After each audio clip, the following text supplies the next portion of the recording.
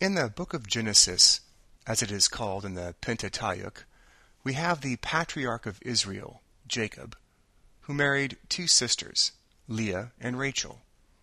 Between them, they produce 11 sons, and Rachel produces Dinah, the only girl, and the narrator of Anita Diamant's luminous The Red Tent. Diamant completely hypnotizes her reader. You are alive in biblical times. You are among strong, intelligent women who are trying to make a life in the midst of a society controlled by violent, passionate men. Jacob has taken them all to the Himerites' country, and they are trying to settle down. Diamant reminds us of the Yahwist, the person who wrote the Book of J, which is the original source text for the Pentateuch. The first 5 books of the Bible were originally one book, the Book of J. These books became sacred over time. Originally, they were considered history or legend. The inimitable critic Harold Bloom thinks that the Book of J was written by a woman, a noble in King Solomon's court. He thinks she wrote it after Solomon died and while the kingdom of Israel was falling apart under the rule of his inadequate son. Bloom accepts the Book of J as the literary achievement of a great genius, but not as a holy text. In his bestseller, also called the Book of J, he says that, quote, "Few cultural paradoxes are so profound or so unnerving as the process of religious canonization by which an essentially literary work becomes a sacred text." In many ways, we think, Diamant completes the cycle. A noble woman wrote literature in Solomon's time that, over the centuries, became sacred, and Diamant takes the sacred and turns it back into literature.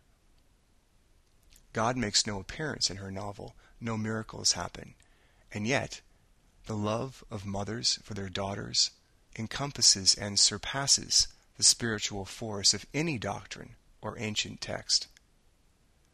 It has always been said that Dinah was raped by a Himmerite prince. This incident is recounted in exactly 3 sentences. We'll give it to you from David Rosenberg's translation, also in the best-selling Book of J. Now Dinah went out, she was Leah's daughter by Jacob, to see some girlfriends in the country. It was then Shechem saw her. He was son to Hamor, the local governor, and seized her. Lying with her, her guard was broken. But she had touched his heart. He had fallen in love. His reserve broken by tenderness for the young woman. Despite this reference to love, the interpretation has always been rape, because if it was rape, then the vicious retaliation Jacob and his sons enact is justified. Diamant chooses to focus on the love instead. Dinah is not a victim. She is a midwife, a healer, a strong woman whose presence overwhelms the young prince's heart. The men go on and make history through violence, but Dinah rejects them loudly and fearlessly and leaves them behind to go live her own amazing life. Because of this, Diamant is able to lead us to an enlightened conclusion, one that transcends any particular faith.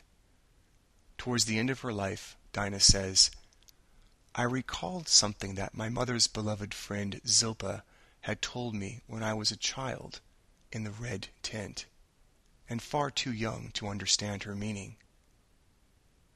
We are all born of the same mother," she said. After a lifetime, I knew that to be true.